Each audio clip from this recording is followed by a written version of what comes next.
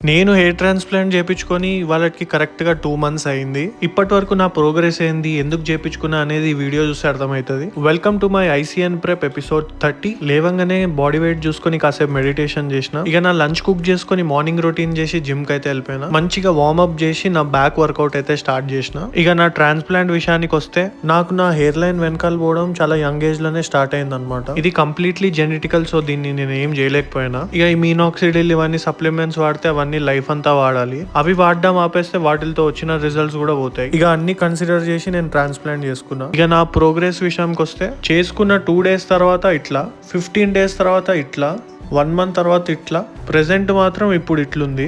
ఏంది ఫస్ట్ ఉన్న దానికి ఇప్పుడు హెయిర్ తగ్గిపోయింది ఎందుకు అట్లా అని మీకు అనిపిస్తే ఇది చాలా నార్మల్ అనమాట. ఇది మన హెయిర్ గ్రోత్ సైకిల్ అనమాట. రైట్ నౌ నేను ఇప్పుడు టెలోజెన్ ఫేజ్ లో ఉన్నా. సో పెట్టిన హెయిర్ ఏదైతే ఉందో అది ఊడిపోయి కొత్త హెయిర్ వస్తుంది అనమాట.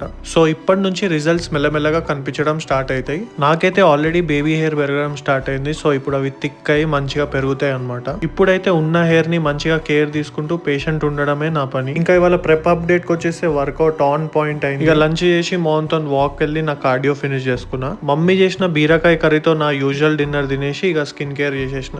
ఇవాళకి ఇంతే. చలో నెక్స్ట్ ఎపిసోడ్ లో కలుద్దాం.